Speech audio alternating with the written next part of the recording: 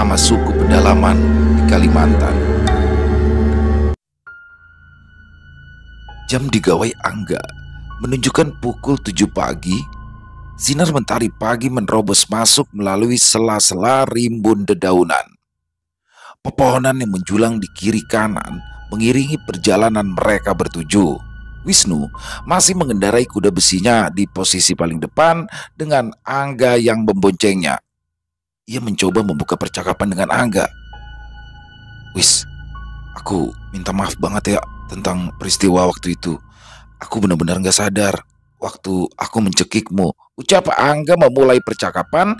Belum sempat Wisnu menjawab, Angga pun melanjutkan kalimatnya. "Pada awalnya aku terbangun karena ada suara mirip ayahku yang memanggil-manggilku dari dalam rumah Belanda itu. Dan tanpa pikir panjang, aku masuk saja ke dalam mengejar sumber suara. Tapi begitu aku masuk ke dalam, tiba-tiba saja seperti ada angin yang berembus dari depan, disertai bau busuk yang menyengat. Nah, ketika angin itu menerpa tubuhku, seketika aku merasa sangat mengantuk. Kemudian aku terlelap begitu saja. Dan pada saat terbangun, aku tiba-tiba sudah ada di depan kalian semua," ujar Angga dengan nada penuh penyesalan. "Ya enggak apa-apa. Aku sudah memaafkanmu," ucap Wisnu, tapi raut wajahnya seperti masih belum bisa memaafkan Angga. Mungkin Wisnu masih trauma dengan peristiwa itu. Yuna dan Putri pun mengobrol tentang bagaimana mereka berdua juga seperti melihat orang yang mereka kenal. Kemudian mereka berdua masuk ke dalam rumah Belanda. Kejadian yang menimpa mereka berdua selanjutnya sama persis seperti apa yang dialami Angga sebelum kesurupan. Tanpa terasa, mereka semua sudah mengendarai kuda besi selama 2 jam. Dan selama itu pula, jalan yang mereka lewati semakin menanjak dan berkelok-kelok. Pohon di kanan kiri juga semakin besar. Suara-suara hewan seperti bernyanyi merdu bersahutan mengiringi sepanjang perjalanan mereka bertuju. Udara pagi yang menyegarkan, pemandangan yang menakjubkan membuat mereka seakan melupakan peristiwa mengerikan yang terjadi beberapa waktu lalu. Sepanjang perjalanan, mereka melewati jalan yang memiliki tikungan tajam kira-kira hampir 180 derajat hingga akhirnya mereka pun melewati tikungan panjang. Entah kenapa, suasana di sekitar tiba-tiba berubah begitu hening. Kemana perginya suara-suara hewan yang sepanjang perjalanan selalu riuh terdengar? Batin Angga bertanya-tanya, namun ia tidak berani mengutarakan kepada Wisnu. Wisnu juga sepertinya belum ingin banyak mengobrol dengan Angga. Gas motor mendadak terasa sangat berat. Ketika mereka mulai melintasi tikungan yang kesekian, kuda besi mereka tiba-tiba perlahan melambat. Yuna, Putri, Siska, dan Angga terlihat tegang, namun lagi-lagi mereka hanya diam tanpa berucap sepatah kata pun. Keempat muda-mudi itu memang sensitif dengan hal-hal di sekitar, terutama yang bersangkutan dengan hal tak kasat mata. Angga mencium bau busuk bercampur bau amis darah yang menyengat. Begitupun Putri dan Yuna. Tiba-tiba Siska melihat tikungan berubah menyeramkan. Tikungan yang mereka lewati dipenuhi puluhan makhluk bertubuh hancur dan berdarah-darah sedang menatap tajam ke arah mereka. Ada satu makhluk yang paling besar, berbadan ular, berkepala manusia, bertaring dan berlidah panjang. Mata merahnya melotot tajam ke arah mereka. Motor mereka pun melintas di depan ratusan makhluk tersebut dengan sangat pelan. Suara geraman makhluk-makhluk itu menggema di telinga, saling bersahutan. Ketujuh muda-mudi tersebut merinding. Wajah mereka langsung berubah pias. Siska berusaha melafalkan doa-doa semampunya, tapi tak ada satupun yang bisa ia selesaikan hingga akhir. Surat-surat pendek dan ayat kursi yang sudah dihafal di luar kepala tiba-tiba hilang entah kemana. "Permisi, kami hanya numpang lewat," ucap Yuna setengah berbisik. Yun terus mengulang kalimat yang sama seolah sedang berzikir. Putri menggigil. Ia mulai memeluk Yuna. "Gas Yun, gas," perintah Putri ketakutan. "Ini udah mentok," jawab Yuna sedikit emosi. "Tapi kenapa jalannya kayak keong ya Yun?" keluh Putri. "Yun, kamu lihat nggak? Itu banyak makhluk-makhluk mengerikan," tanyanya kemudian. Putri diem. Pejamkan aja matamu jika kamu takut. Biarkan aku fokus menyetir. Alih-alih menjawab pertanyaan Putri, Yuna justru malah membentak Putri dan memintanya untuk diam. Putri yang paham akan Yuna, yang mana sedang emosi bercampur takut, langsung diam menuruti kata-kata Yuna.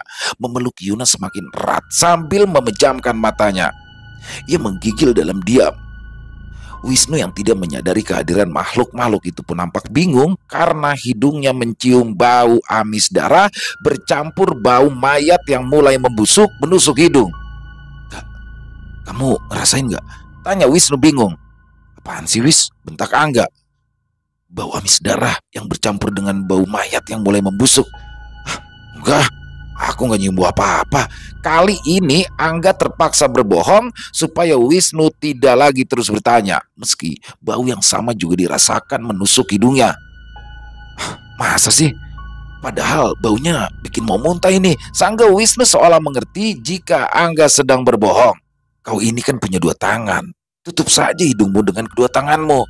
"Nganggur ini tanganmu," ketus Angga menjawab celoteh Wisnu yang dirasanya sangat mengganggu. Wisnu yang biasanya pendiam, kali ini memang sedikit banyak bicara. Wisnu sudah tidak menjawab lagi, tapi batinnya menggerutu. Ketus banget jawabnya. Siska yang membonceng Angel tampak tidak terpengaruh sama sekali. Mungkin Siska tahu bahwa mereka hanya menampakkan diri tanpa berniat mengganggu. Tampaknya Angel juga hanya diam seribu bahasa. Entah apa yang ada di pikirannya. Mungkin saja dia juga melihat dan merasakan kehadiran mereka, atau mungkin tidak. Chelsea yang berkendara sendirian wajahnya begitu tegang. Mulutnya tidak berucap sepatah kata pun, keringat dingin mengucur deras di sekujur tubuhnya. Ia menggigil sambil memacu kuda besinya sekuat tenaga. Makhluk-makhluk itu masih menatap tajam, tapi tidak berusaha mendekat. Meski sangat lamban, motor mereka masih terus melaju hingga melewati tikungan tersebut. Dan ketika mereka telah menjauhi tikungan, suara-suara hewan di dalam hutan pun kembali terdengar. Setelah memacu sepeda motor mereka selama 3 jam, akhirnya mereka pun sampai di perkampungan suku Bor. Perkampungan suku Bor menyebar di dekat Sungai Roba. Jarak antara rumah satu dengan yang lain rata-rata berjarak di atas 10 meter. Rumah suku Bor terbuat dari kayu-kayu kuat asli khas Kalimantan, beratapkan jerami yang telah dimodifikasi oleh suku Bor sendiri. Rata-rata seperti rumah panggung yang bertujuan menghindari binatang buas dan juga menghindari banjir. Hampir semua rumah berukuran 10 kali 10 meter. Pakaian mereka pun rata-rata memakai pakaian pada umumnya penduduk-penduduk kota. Mereka hanya memakai pakaian adat jika ada acara-acara tertentu saja. Siska dan keenam muda-mudi itu lalu memarkirkan kuda besi mereka, lalu menuju gerombolan suku Bor. Siska mulai menyapa mereka dengan bahasa daerah suku Bor. Para penduduk suku Bor pun menyambut Siska dengan hangat. Setelah berbicara lumayan lama dengan Siska, lalu mereka pun diantarkan ke tempat kepala suku oleh salah satu warga suku Bor yang bernama Pak Bulo. Tempat tinggal kepala suku itu cukup besar dan luas. Mereka dipersilakan masuk rumah, dan saat mereka masuk rumah, kepala suku sedang melakukan ritual doa berpakaian adat lengkap, berhiaskan bulu burung yang begitu indah, topi, dan hampir semua sudut pakaiannya. Yuna paling antusias semenjak bertemu dengan kepala suku. Agak merinding melihat benda-benda di sekeliling tempat ritual. Senjata tradisional suku Bor yang terpajang di dekat tempat ritual bentuknya bermacam-macam. Ada yang mirip tombak, ujungnya runcing mengkilap. Kemudian ada senjata yang mirip dengan badik, tetapi terdapat beberapa bagian yang berbeda. Juga terdapat beberapa senjata lain yang mirip dengan parang dan pedang. Selain senjata, ada juga aneka bunga yang ditaruh berserakan bersama dupa yang mengepul di altar pemujaan. Hewan-hewan yang telah diawetkan seperti kepala kijang, kepala burung gagak hitam berukuran besar, serta musang yang juga berukuran besar. Yuna, Putri, Angga, dan Siska samar-samar merasakan kehadiran makhluk yang berkekuatan besar menjaga area tersebut. Energi positif menguar begitu kuat.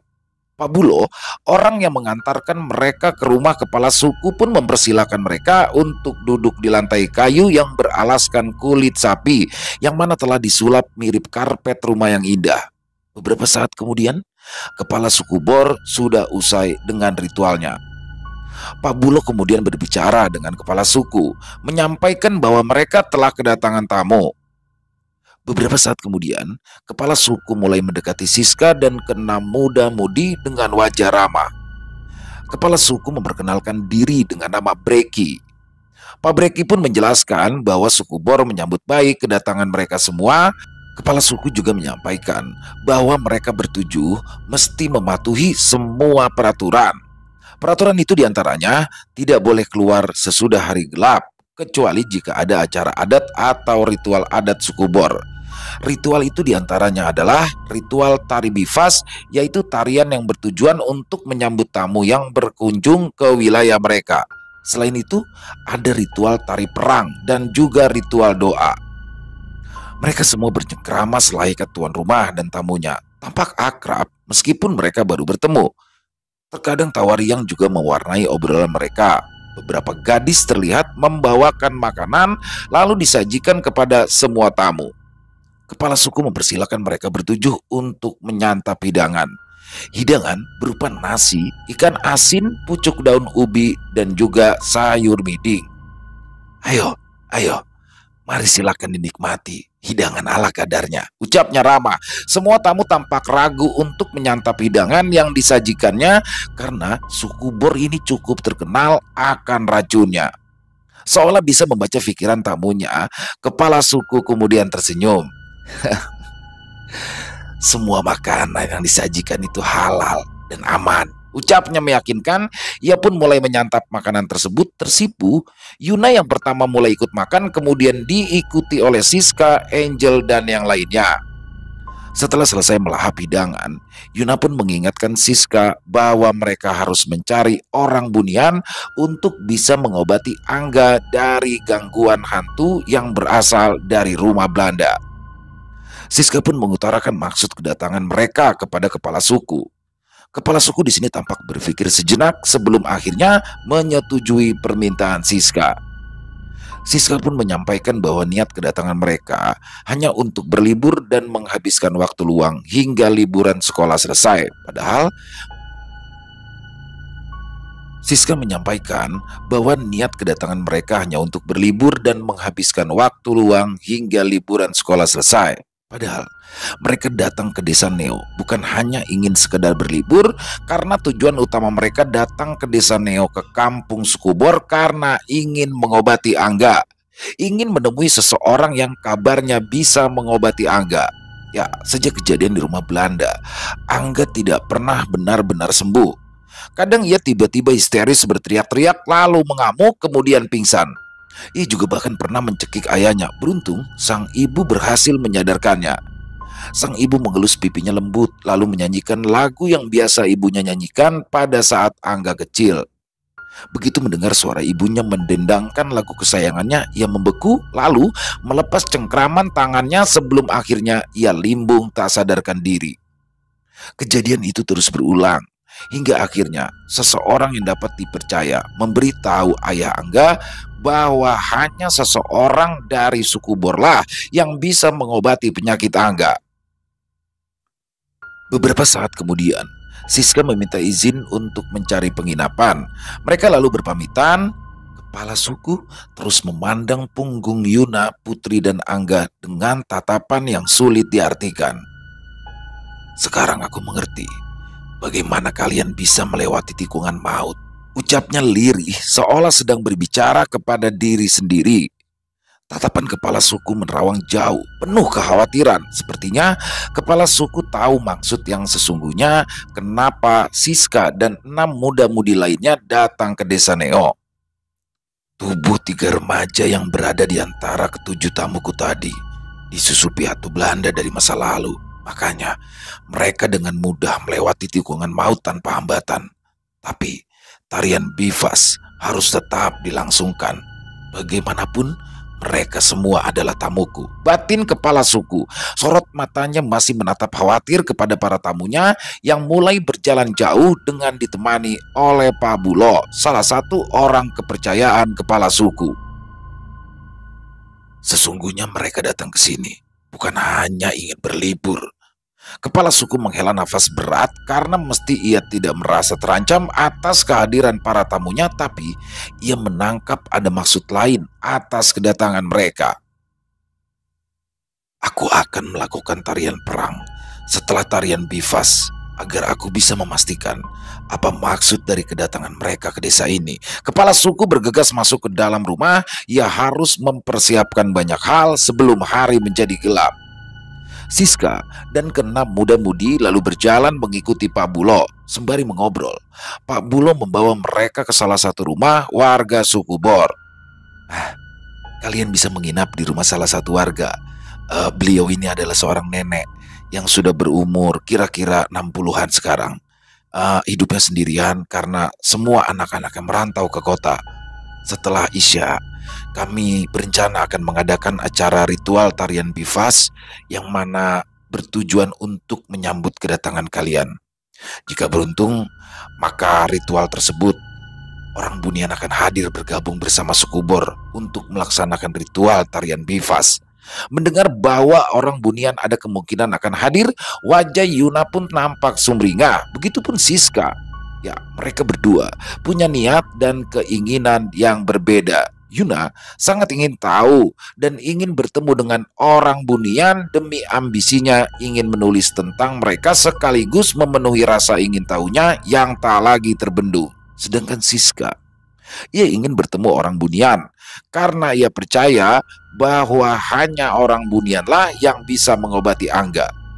Ada sesuatu hal yang lebih mengerikan dari apa yang menimpa Angga yang tidak Siska sadari, bahkan keluarga anak-anak tersebut maupun mereka sendiri, bahwa sesungguhnya Yuna dan Putri juga punya penyakit yang sama seperti Angga. Tapi hantu Belanda yang ada di dalam tubuh Putri dan Yuna bersikap tenang karena mereka memang ingin datang ke desa Neo. Pada waktunya nanti mereka akan keluar dan mengacaukan semuanya. Pak Bulo, Siska dan keenam remaja itu, mereka telah sampai di rumah nenek yang dituju. Sang nenek mulai memperkenalkan diri dengan nama Betty, tersenyum ramah kepada semua tamunya, lalu mempersilahkan mereka semua masuk dengan bahasa Indonesia yang lumayan fasih. Nek Betty juga bercerita bahwa dirinya sewaktu muda sering merantau ke kota untuk bekerja.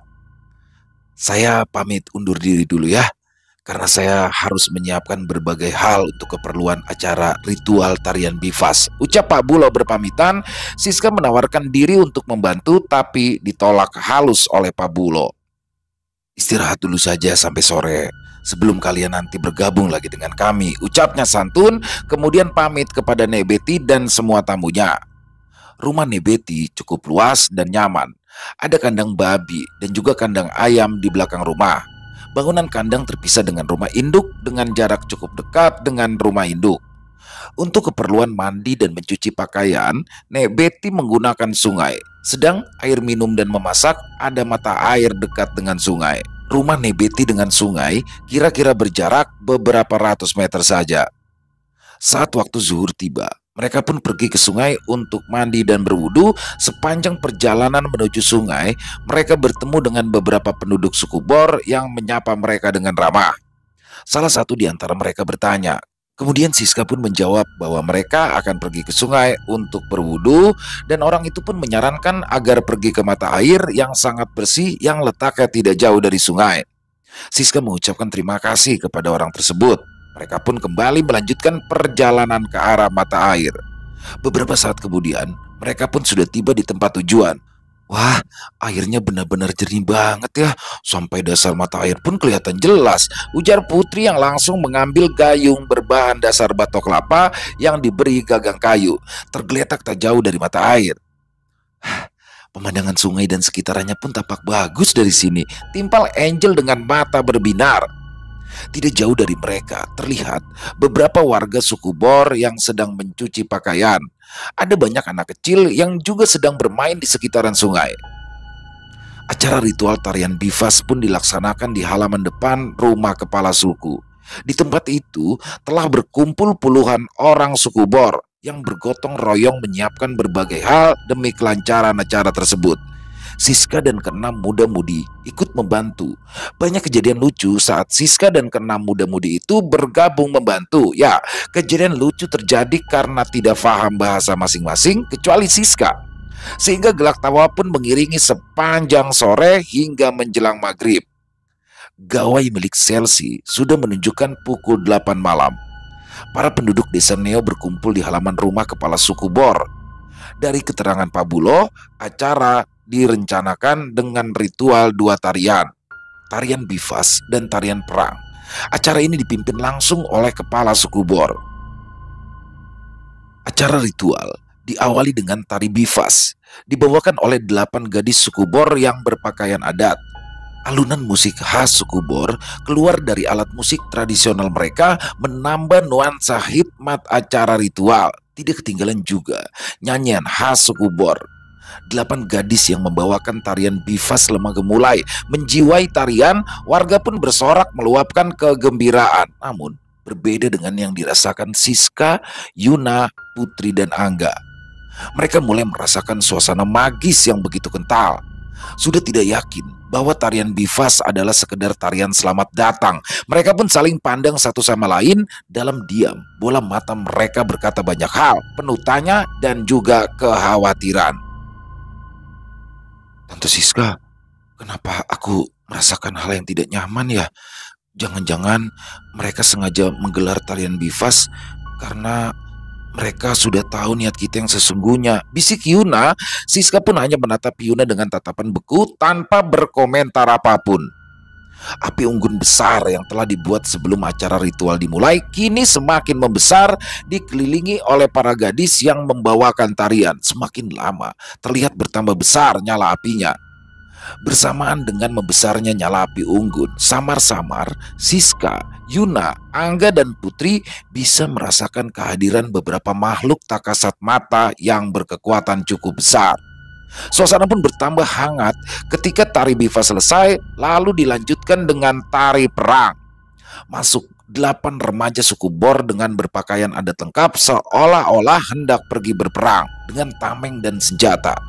Nyala api unggun pun semakin membesar.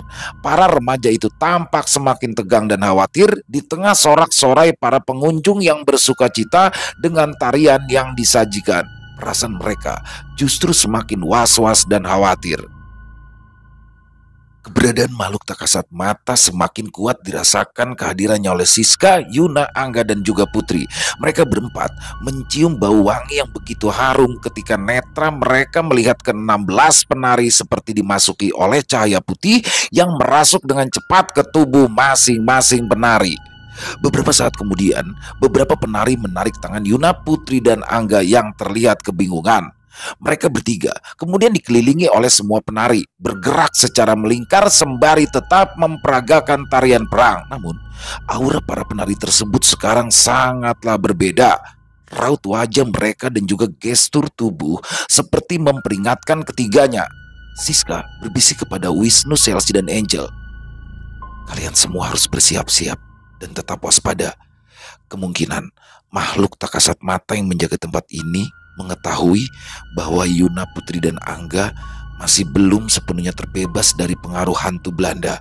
Para makhluk tersebut memasuki raga semua penari, ucap Siska memperingatkan ketiganya. Apa? Tanya Angel dengan suara terbatak karena ketakutan. Kita harus melakukan sesuatu, Tante. Aku tidak mau terjadi apa-apa dengan teman-temanku, terutama Yuna, ucap Wisnu panik. Iya, Tan, kita harus secepat mungkin melakukan sesuatu. Aku siap kok maju paling depan untuk menyelamatkan mereka, ucap Selsi dengan nada suara pemberani seolah ia mampu menolong teman-temannya. Sudah, kalian tenang dulu saja. Aku mencoba untuk memikirkan langkah apa yang harus kita Ucapan Siska terhenti saat mendengar suara histeris dari Yuna, Putri, dan Angga menggelegar mengalahkan alunan musik dan juga nyanyian dari suku Bor. Mereka berteriak hampir bersamaan sambil memegangi kepala, raut wajah mereka berubah mengerikan. Ketiganya terus mengerang menahan rasa sakit, lalu berubah menjadi raungan yang cukup memilukan. Wajah mereka sesekali berubah, seolah itu bukanlah mereka. Sesekali wajah mereka nampak pucat bagaikan mayat.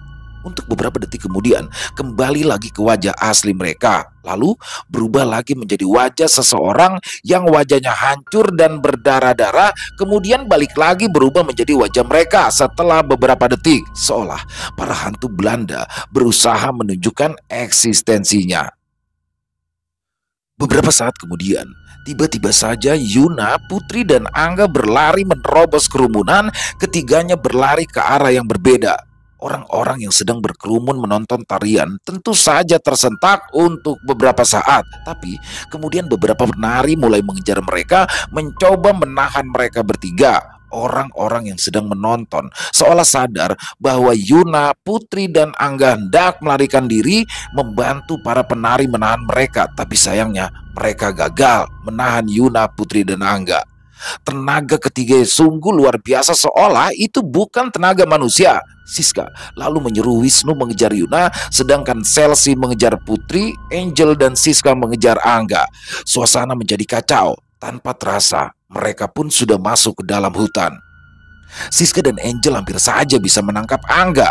Beberapa langkah lagi Angga pasti tertangkap, namun langkah Siska terhenti saat ia merasakan aura makhluk tak kasat mata yang sangat kuat berdiri tepat di belakangnya.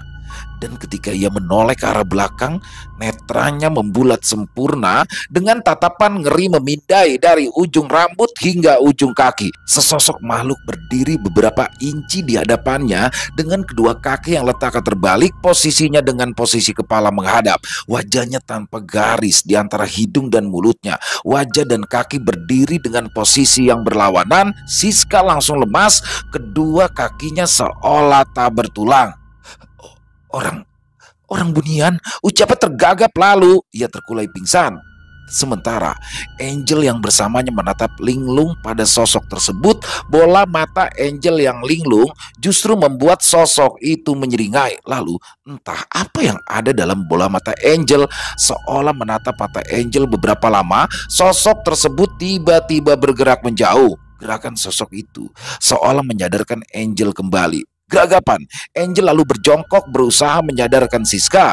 Saat terjaga, Siska tanpa henti melantunkan ayat-ayat suci. Mulutnya langsung ngedumel bagai dukun yang sedang merapal mantra. Padahal sosok yang difikirnya orang bunian sudah tidak ada lagi di sana. Angel terpaku menatap Siska tak berkedip. Beberapa detik kemudian, Siska meraih pergelangan tangan Angel, masih ketakutan. Mereka pun kembali mengejar Angga. Angel terseok mengikuti Siska, langkahnya setengah diseret. Sementara matanya tiba-tiba tertuju ke satu arah, tidak berkedip menatap ke satu arah tersebut. Mata Angel menatap ke arah sosok yang tadi sudah membuat Siska pingsan. Sosok itu tersenyum ke arah Angel, tapi senyum itu membuat Angel takut. Mata Angel menatap sosok itu ngeri. Angga pun semakin jauh meninggalkan desa Neo menuju hutan belantara. Sementara Siska dan Angel semakin jauh tertinggal, Angel semakin ketakutan.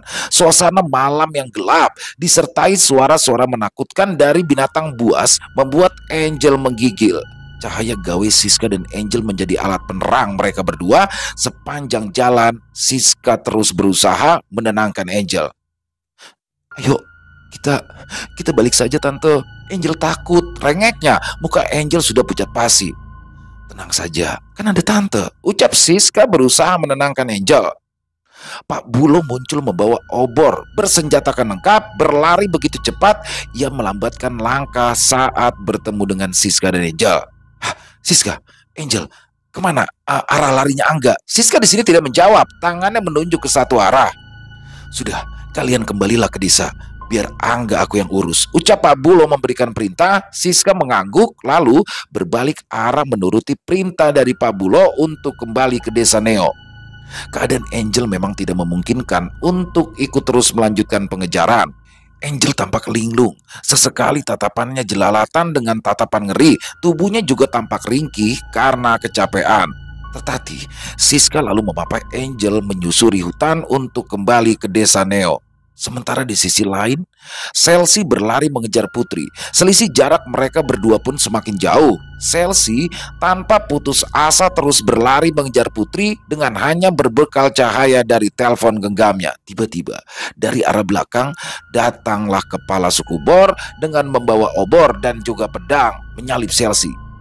Jiwa pemberani Chelsea pun semakin membara ketika ia melihat kepala suku Bor ikut mengejar sahabatnya itu. Suara hewan-hewan hutan yang saling bersahutan tidak menciutkan nyali Chelsea, walaupun beberapa hari yang lalu Chelsea dan Putri tidak akur, tapi rasa sayang terhadap sahabatnya membuatnya melupakan hal ini. "Aku tidak akan menyerah mengejarmu, Put," teriak Chelsea dalam hati menyemangati diri. Tanpa sadar, kepala suku dan Chelsea telah berlari hampir setengah jam. Nafas keduanya pun mulai tersengal-sengal, kelelahan. Meski telah beristirahat selama beberapa kali dengan durasi beberapa detik saja, mereka berdua berhasil memangkas jarak dengan Putri yang juga sudah mulai melambat. Mungkin karena stamina mulai menurun walau tubuhnya terindikasi kesurupan. Di depan, Chelsea melihat perkampungan yang cukup besar. Ia pun semakin bersemangat berlari menuju ke arah perkampungan karena Putri dan kepala suku juga berlari ke arah yang sama. Tiba-tiba dari arah perkampungan datang puluhan orang berpakaian mirip dengan suku Bor namun dengan raut wajah menakutkan.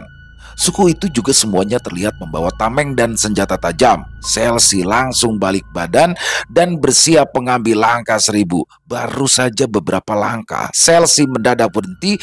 Geraman hewan buas dari arah berlawanan menghentikan langkahnya.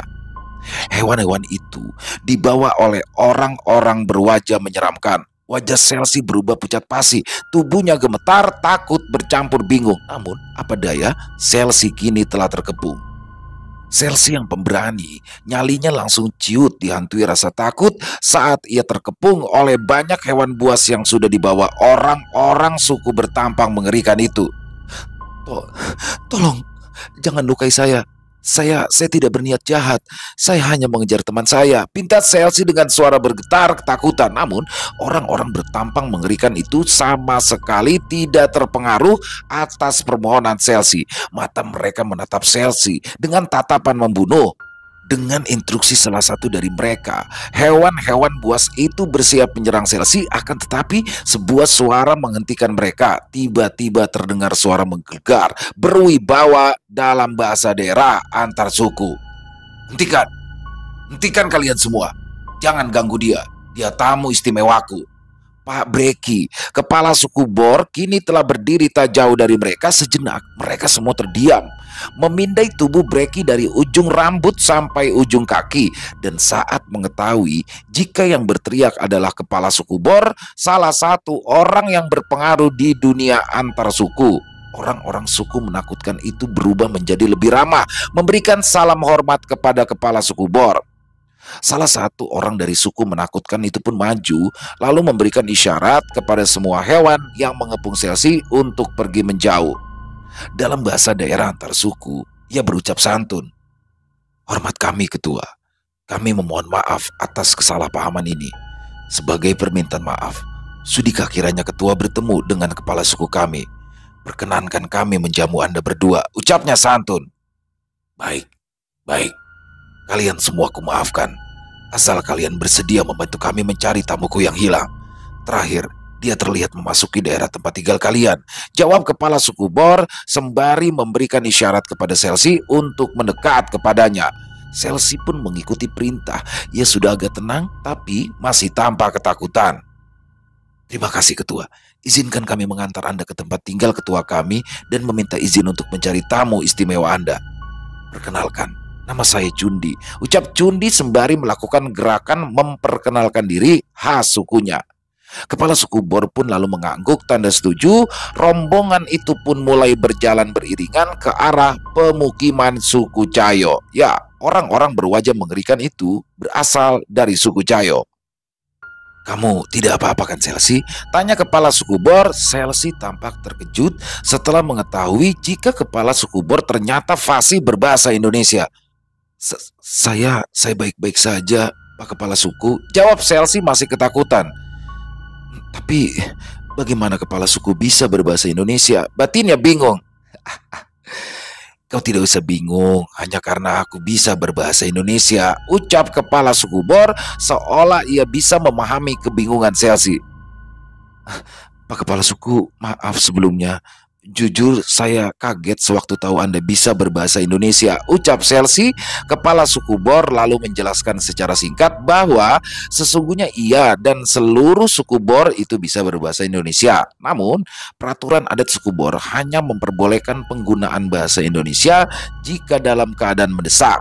Chelsea pun mendengarkan dengan seksama, lalu mengangguk tanda mengerti.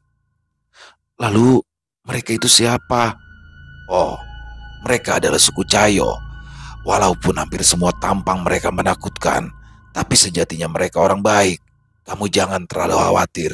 Kita pasti bisa menemukan putri sahabatmu, jelas kepala suku sambil berusaha menenangkan Chelsea. Sejurus kemudian, mereka telah sampai di pemukiman suku Cayo. Bentuk rumah mereka hampir mirip dengan rumah suku Bor. Hanya ada perbedaan sedikit saja pada ciri khas rumah suku mereka masing-masing. Hampir di setiap rumah, di depan pintu masuk mereka terdapat patung. Konon, patung itu merupakan implementasi dari keluarga yang sudah wafat. Patung itu seolah begitu hidup ketika diterpa cahaya obor dari masing-masing rumah suku Cayo. Chelsea merasakan bulu kuduknya meremang saat netranya menatap patung-patung itu. Ia sebenarnya penasaran ingin bertanya, tapi rasa takut dan segan kepada kepala suku Bor mengungkungnya. Chelsea mengurungkan niatnya. Setelah beberapa lama, mereka pun akhirnya sampai di rumah kepala suku Cayo yang unik.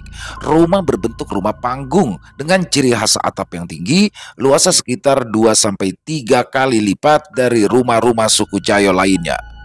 Begitu masuk ke rumah, harum wangi kayu khas Kalimantan membuat Chelsea merasa lebih rileks.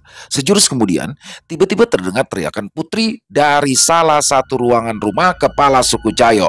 Tanpa dapat dicegah, Chelsea lalu menghambur ke arah sumber suara, diikuti oleh kepala suku Bor. Derap langkah Chelsea pun terhenti saat ia melihat putri sedang berdiri mematung dengan tatapan kosong.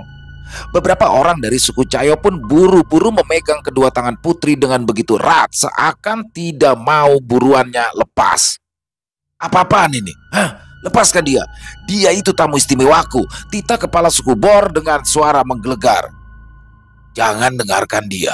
Segera bawa tawanan kita untuk dipersembahkan kepada Maryaban, jerit kepala suku Cayo tak kalah garang membahana. Tiba-tiba saja muncul kepala suku Cayo yang berwajah paling mengerikan di antara semua orang yang ada di sana.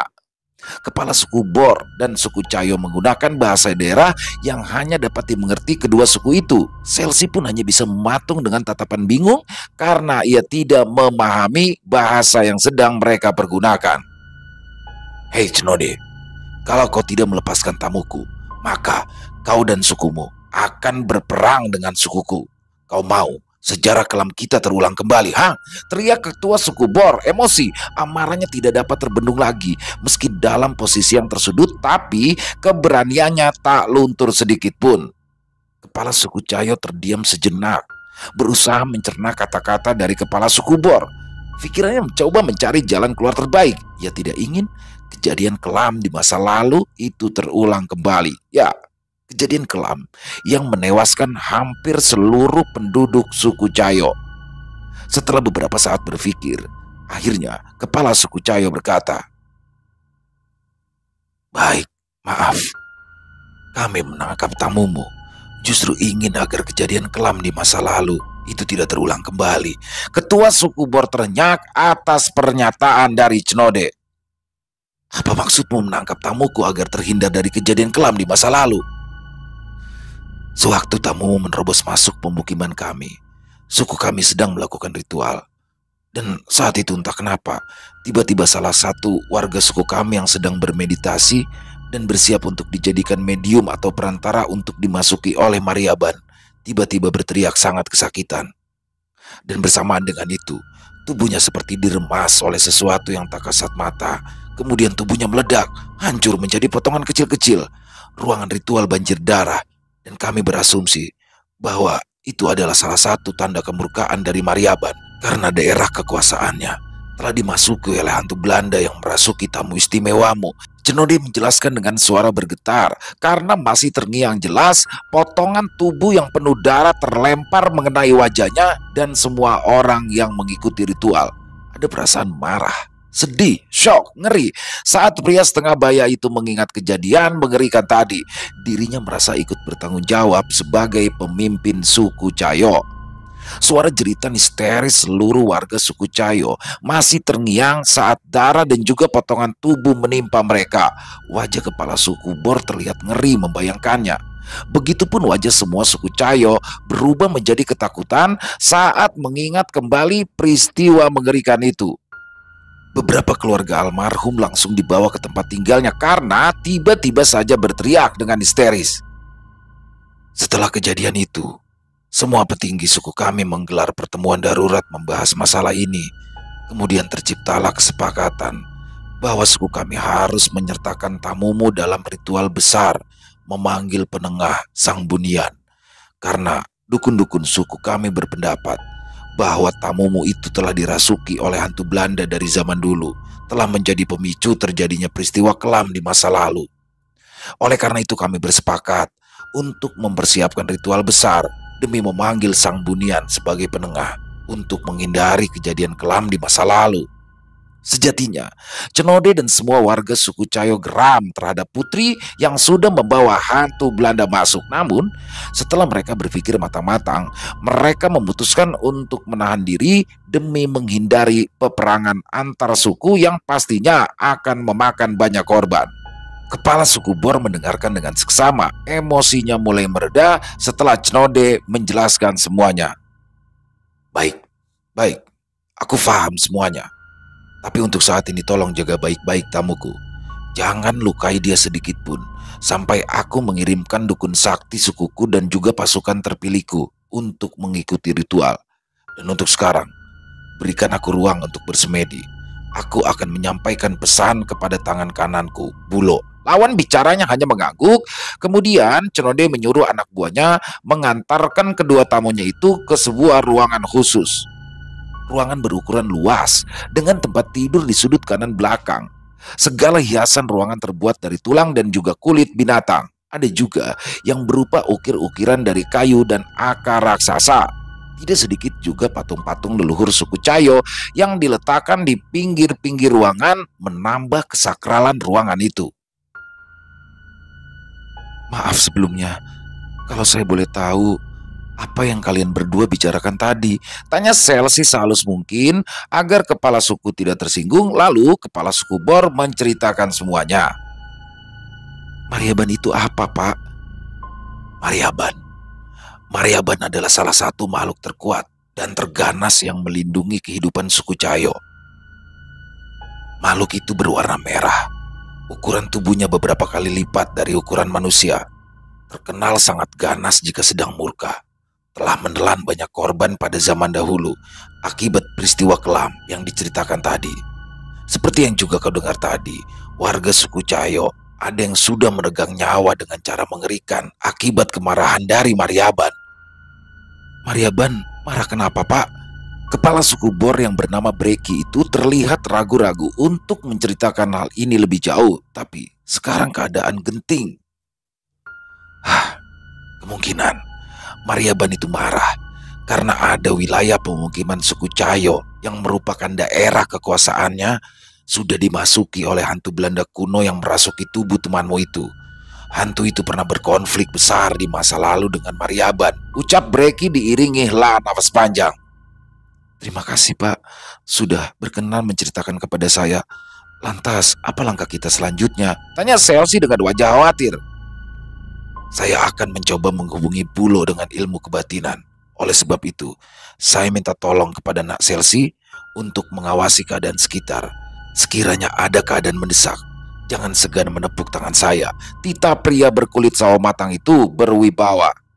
Breki pun lalu duduk bersila. Kedua telapak tangan saling beradu di depan dada, sedangkan kedua matanya tertutup rapat. Beberapa lama kemudian, kedua mata Breki terbuka, wajahnya terlihat khawatir akan sesuatu. Selsi yang menyadari akan hal itu pun mulai bertanya.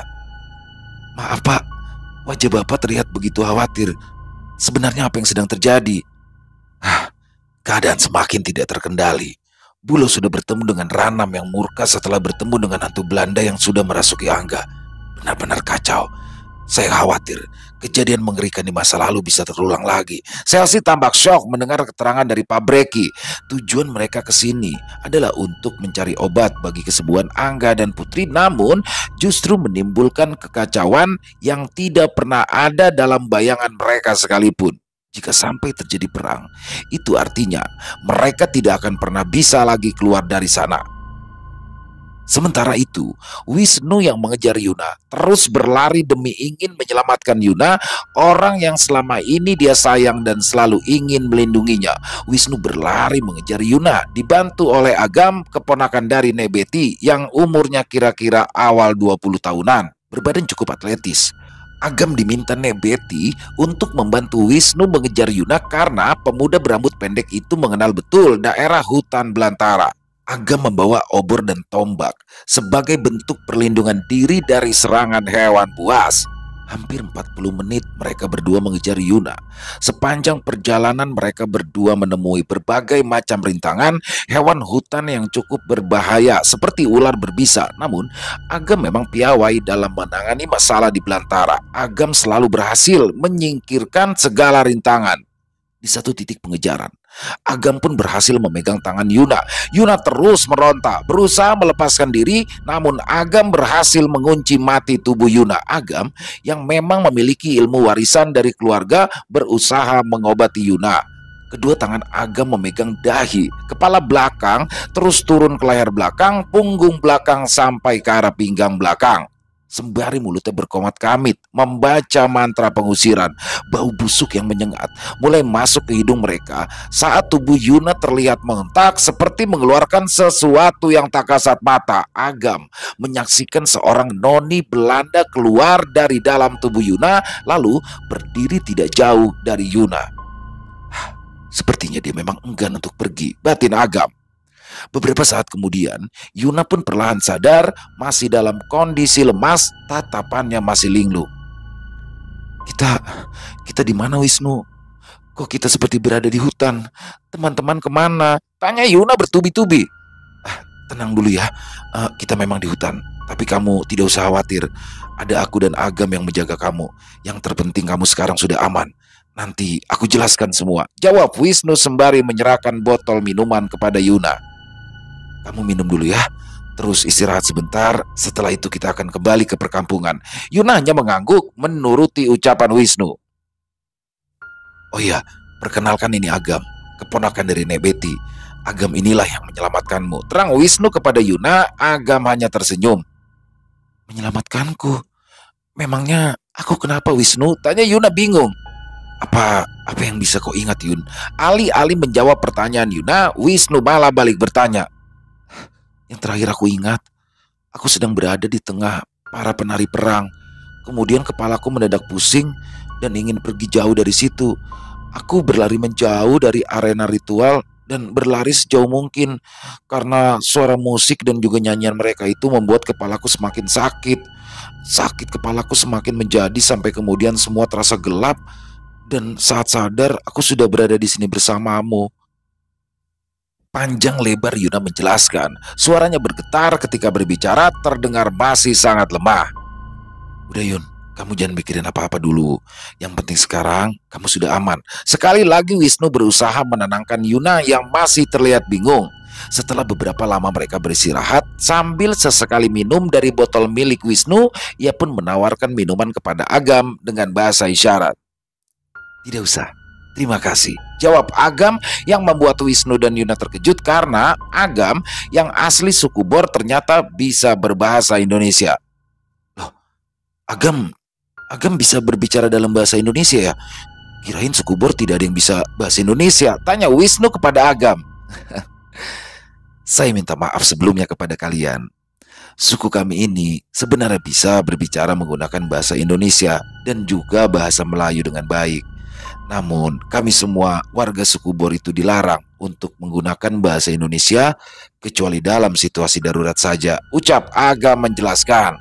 Oh, tidak usah minta maaf. Justru kami senang karena kami bisa dengan lebih mudah berkomunikasi denganmu, ucap Wisnu diiringi senyum ramah. Beberapa saat kemudian mereka lalu berjalan pulang. Agam memimpin jalan karena dialah yang lebih paham untuk jalan kembali ke desa Neo.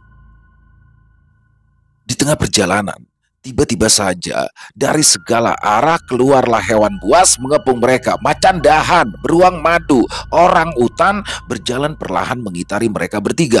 Tatapan hewan-hewan itu buas dan lapar. Wajah Yuna, Wisnu dan Agam langsung pias ketakutan.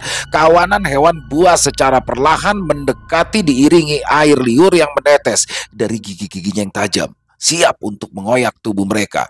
Yuna, Wisnu dan Agam hanya bisa pasrah. Mereka memejamkan mata, pasrah akan nasib. Tinggal beberapa langkah saja ketika tiba-tiba seseorang melompat dari ketinggian lalu mendarat di tengah-tengah mereka. Ia berdiri gagah menghadang hewan-hewan buas tersebut. Yuna, Wisnu dan Agam tersentak kaget. Laki-laki itu dengan gerakan khas menatap hewan-hewan yang mengepung mereka dan sungguh ajaib. Hewan-hewan buas itu tiba-tiba saja melunak. Wajah-wajah hewan itu yang tadinya buas tiba-tiba berubah tenang, lalu perlahan mundur dan berlari menjauh meninggalkan mereka semua. Laki-laki itu lalu membalikan tubuh dan tersenyum. "Apa kalian baik-baik saja?" tanyanya. Wajah Agam langsung sumringah, lalu ia berlari mengambur memeluk laki-laki itu. Ya, ternyata ia salah satu orang dari suku Dronu yang kenal baik dengan Agam. Ia memang ditugasi untuk mencari keberadaan Yuna, Wisnu dan Agam. Suku Dronu adalah salah satu suku yang mendiami wilayah hutan yang berdekatan dengan suku Bor.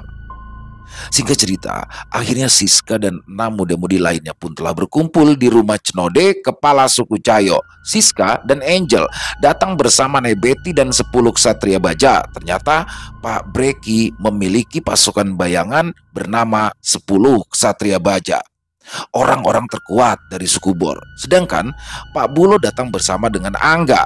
Mereka bertemu penuh haru, berpelukan satu sama lain dengan mata berkaca-kaca. Terpancar kelegaan dalam tatapan dan gerak tubuh mereka.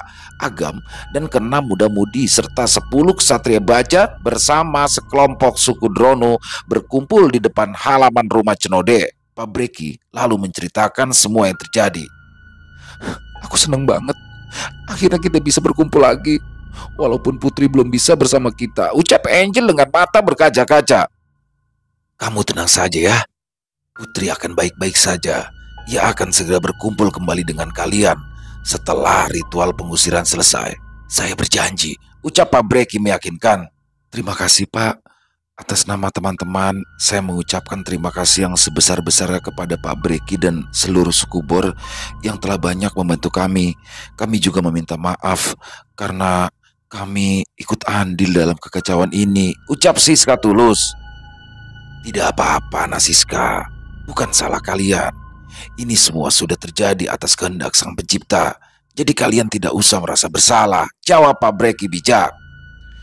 "Maaf Pak, ada yang mau saya tanyakan. Apakah teman-teman kami sekarang itu sudah terbebas sepenuhnya dari hantu Belanda?" tanya Yuna sangat ingin tahu. "Jujur, teman-teman kalian belumlah sepenuhnya terbebas dari hantu Belanda, karena raga mereka masih sangat rentan untuk dirasuki kembali. Hantu Belanda itu sangat menyukai raga teman-teman kalian," jawab Pak Breki lugas. Mendengar jawaban dari Pak Breki, Yuna dan Angga tampak syok. Ada kengerian dalam tatapan mereka. "Sebentar lagi akan diadakan pertemuan darurat antar suku.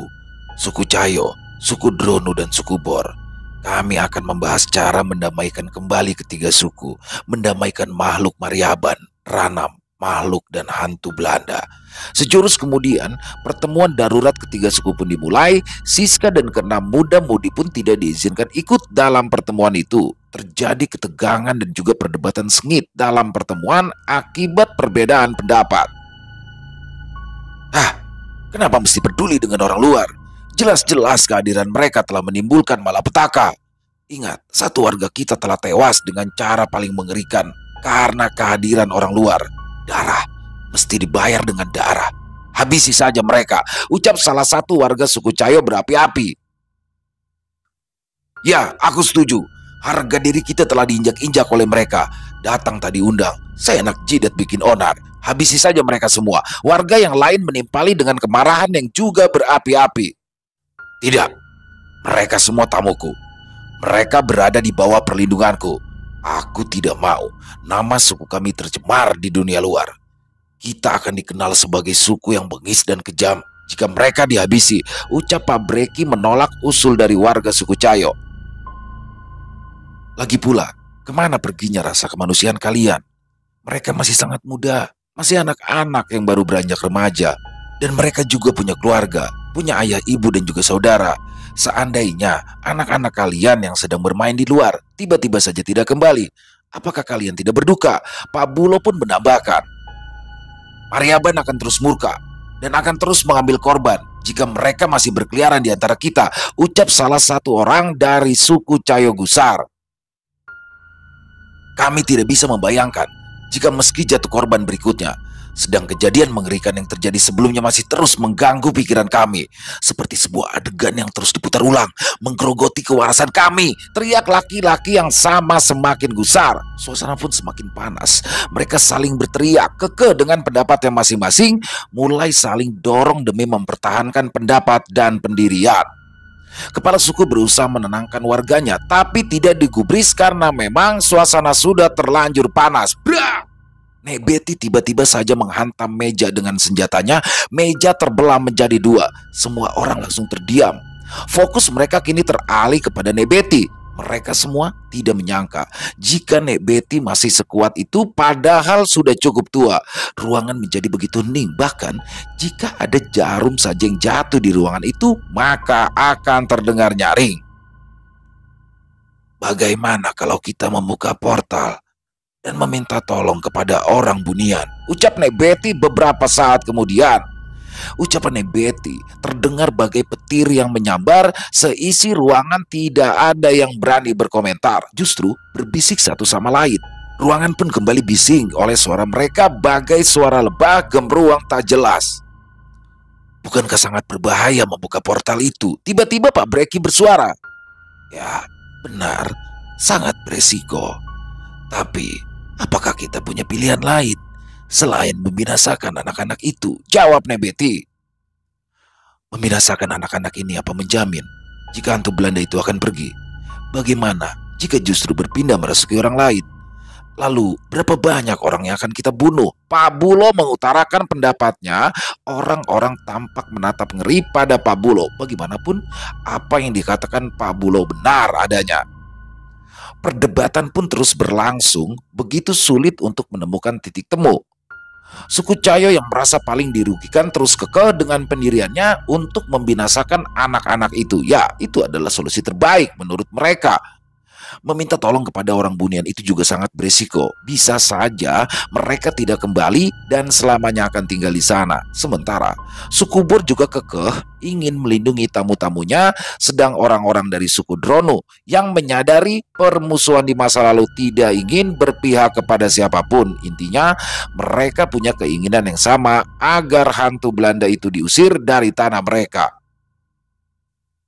Setelah beberapa jam, pertemuan darurat tidak menghasilkan kesepakatan. Begitu sulit mencari titik temu. Masing-masing pihak kekeh dengan pendapatnya, argumen dan pemikiran yang dikemukakan juga sangat masuk akal. Mereka semua tidak bisa gegabah mengambil keputusan karena menyangkut nyawa banyak orang. Akhirnya, para kepala suku pun sepakat untuk beristirahat, menunda pertemuan, dan menjadwalkan ulang di hari berikutnya. Mereka tidak ingin mengambil keputusan yang salah dan akan membahayakan semua orang. Semua orang memang lelah dan dicekam ketakutan, terutama warga suku Cayo yang sudah menyaksikan bagaimana salah satu warga mereka harus tewas dengan cara sangat mengerikan karena Maryaban yang murka. Sementara keenam muda-muda itu yang diam-diam mengintip acara pertemuan mulai ketakutan. Mereka sadar sepenuhnya bahwa nyawa mereka berada di ujung tanduk. Bagaimana kalau ternyata keputusan akhir itu adalah mengorbankan kita? Sebaiknya kita segera pergi dari sini sebelum terlambat, ucap Angel panik bercampur ngeri. Tenanglah Angel, kau kan lihat sendiri betapa giginya Pak Breki, Pak Bulo, dan Nek Betty membela kita, ucap Siska berusaha menenangkan Angel. Kau pikir kenapa Pak Breki memerintahkan 10 ksatria baja untuk datang ke sini, ha? Tanya Wisnu menambahkan. Ya tentu saja untuk melindungi kita dan membebaskan Putri, jawab Angel. Nah, itu kamu tahu. Iya, tapi kau dengar sendiri kan bagaimana mereka begitu sulit menemukan titik temu. Angel masih kekeh. Iya, kami tahu. Tapi coba, bagaimana nasib Putri jika kita pergi dari sini? Timpal Siska mewakili teman-temannya. Kita bawa Putri bersama kita, jawab Angel ringan. Hah? Hampir bersamaan mereka menjawab bingung. Percayalah padaku, kita itu tidak akan dipenggal hanya karena membawa Putri kabur. Tapi kita justru akan dipenggal jika mereka tidak menemukan titik temu, jawab Angel. Semua menatap Angel penuh keraguan bercampur bingung. Angel yang mereka kenal paling penakut tiba-tiba saja memiliki ide gila yang sangat beresiko. Ya, bisa dipenggal jika ketahuan. Mereka pun semakin tercengang saat Angel berdiri lalu dengan isyarat mengajak teman-temannya untuk mengikuti. Angel kemudian berbisik di telinga Siska. Netra Siska membulat sempurna. Kalau tertangkap, kita semua akan dipenggal, ucap Siska tegas. Tanpa memperdulikan ucapan Siska, Angel pun terus berjalan meninggalkan teman-temannya. Tak urung Siska mengikutinya.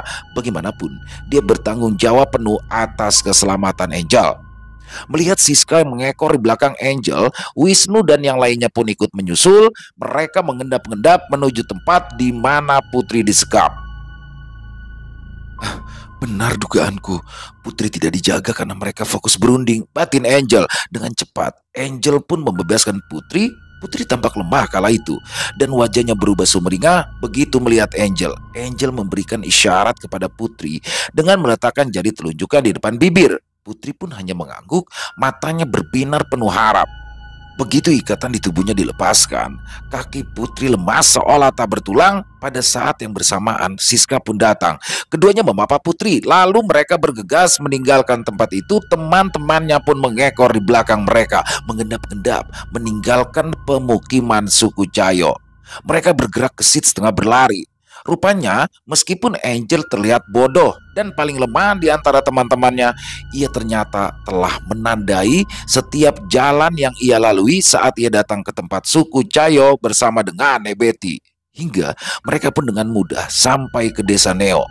Mereka langsung menuju rumah Nebeti dan langsung bergegas menghidupkan sepeda motor lalu meninggalkan rumah Nebeti tanpa hambatan. Bahkan mereka tidak memperdulikan barang-barang mereka yang masih ada di dalam rumah Nebeti. Setelah berkendara beberapa lama, mereka pun akhirnya berhasil keluar dari desa Neo. Cahaya hangat mentari mengiringi perjalanan pulang ke 7 remaja itu. Perasaan lega terpancar pada wajah-wajah lelah mereka. Mereka seperti masih tidak percaya pada akhirnya mereka bisa pulang dengan selamat. Kuda besi yang mereka kendarai melaju bagai anak panah meninggalkan desa Neo. Dari tempat yang tidak terlihat, seorang pemuda melompat dari satu pohon ke pohon lainnya, mengikuti kemanapun kuda besi yang ditumpangi oleh Siska dan Angel serta teman-temannya bergerak. Anak-anak itu ternyata belum lepas dari maut, karena mereka masih harus berhadapan dengan makhluk penghuni tikungan maut. Sayangnya, mereka semua tidak menyadari hal ini. Batin pemuda itu sorot matanya menatap anak-anak itu penuh kekhawatiran. 3 jam kemudian, jalan yang mereka lewati semakin menurun dan berkelok-kelok. Suara-suara hewan seperti bernyanyi merdu bersahutan mengiringi sepanjang perjalanan mereka bertuju. Ya, mereka telah mendekati tikungan maut. Tidak seperti saat berangkat mereka mendapat pertanda, yaitu suasana yang tiba-tiba saja hening, kuda besi yang tiba-tiba melambat. Kali ini, kuda besi mereka melaju dengan sangat kencang. Hingga tepat di tikungan maut, Siska yang berada paling depan mengerem sepeda motornya secara mendadak. Entah apa yang sudah membuat Siska melakukan hal itu. Brak! Kuda besi yang dikendarai Siska berguling beberapa kali sebelum akhirnya Siska terkulai bersimbah darah tak jauh dari sepeda motornya. Dari mulut, hidung, dan juga telinganya terus mengalir darah segar membasahi tubuhnya. Sedangkan Angel, ia juga terkapar di badan jalan beberapa meter dari posisi Siska berada. Dari kepalanya merembes darah segar, terus menggenang semakin lebar lalu mulai membasahi tubuhnya. Sementara Yuna yang membonceng Putri, Angga yang membonceng Wisnu, serta Selsi yang berkendara seorang diri mengalami nasib yang tak jauh berbeda. Akibat dari Siska yang mengerem secara mendadak, mereka pun mengalami kecelakaan beruntun. Tikungan maut yang biasanya hening itu berubah mengerikan, suara rem berderit serta bunyi tubrukan beruntun menggema memecah kesunyian. Tubuh mereka terkapar di atas jalan berbatu. Tidak ada yang bergerak. Tubuh Yuna dan Putri terkapar tak jauh dari sepeda motornya. Begitupun tubuh Angga dan Wisnu. Sepertinya Selsi berusaha menghindari tabrakan hingga sepeda motornya menabrak jauh. Tubuhnya terpental jauh dari posisi sepeda motornya. Seorang pemuda yang tadi melompat dari satu pohon ke pohon lainnya sampai di tempat itu sesaat setelah terjadi kecelakaan. Mestinya aku bisa memperingatkan mereka, ucapnya menyesali keadaan. Matanya menatap ngeri pemandangan yang ada di hadapannya. Lalu ia melangkah lunglai mendekati setiap tubuh mereka yang hampir seluruhnya bersimbah darah. Lalu ia memeriksa satu persatu urat nadi para korban. Dan saat sampai pada tubuh Siska, ia memeluknya lalu menangis sejadi-jadinya. Ia meraung-raung, suara tangis yang menggema memenuhi area tempat itu sungguh menyayat hati. Tiba-tiba saja, handphone milik Siska tiba-tiba berdering menyadarkan pemuda itu dari tangisnya. Gemetar, ia merogoh saku baju milik Siska lalu mengambil benda pipi itu dan... Halo? Baik, tunggu sebentar. Kemudian ia meletakkan handphone di tangan Siska. Handphone itu terkulai jatuh ke tanah. Bangun, bangun Siska, jangan diam saja. Kakak mau ingin bicara denganmu. Ia terus menggoncang tubuh Siska linglung. Sementara sambungan panggilan masih belum terputus dari seberang sayup-sayup terdengar. Halo? Halo? Lalu sambungan terputus. Selesai, wow, luar biasa. Kisah dari Nasura 2101 yang berkolaborasi dengan Tenma. Jadi untuk Nasura ini penulis yang berasal dari Jawa Timur berkolaborasi dengan Tenma yang penulis asli dari tanah Kalimantan. Jadi dapat banget nih, mencekamnya dapat. Dan selalu ya kisah dari Kalimantan memang selalu menarik untuk dibahas. Apalagi ini tentang suku yang ada di pedalaman hutan Kalimantan. Seru banget, ada 3 suku. Ada 2 suku yang paling oh yang satu kan hanya penengah ya. Suku Bor dengan suku Cayo ini. Jadi kayaknya dapat banget kayak kita lagi di sana. Dan kisah barusan ternyata adalah kisah lanjutan daripada petualangan Yuna dan kawan-kawannya. Yang mana Siska juga tetap ikut. Akhirnya mereka berenam ya, ditambah Siska jadi bertujuh. Dan buat teman-teman ini, buat yang baru bergabung mungkin, jadi kisah ini adalah kisah sebelumnya ya, rumah Belanda di perjalanan menuju Desa Neo. Jadi itu awal petualangan ke-7 orang muda-mudi ini. Jadi aslinya mereka berenam tapi ditambah 1 Siska yang merupakan tante dari Angel. Nah di sini sebenarnya memang awal kedatangan mereka ke Desa Neo itu adalah untuk mengobati Angga. Yang mana Angga pasca kejadian dari rumah Belanda itu ternyata ada keanehan. Ternyata dia disusupi oleh hantu Belanda yang mana dipercaya hanyalah orang bunian lah yang bisa menyembuhkan Angga ini. Jadi menurut orang pintar yang sebelumnya ditemui oleh Siska dan kawan-kawan seperti itu, sehingga akhirnya Siska dan kawan-kawan ini nekat datang ke Desa Neo menemui suku Bor dengan harapan bisa bertemu juga dengan orang bunian sehingga bisa menyembuhkan penyakit Angga, tapi ternyata kejadian berkata lain. Di sini juga disebutkan Mariaban ya.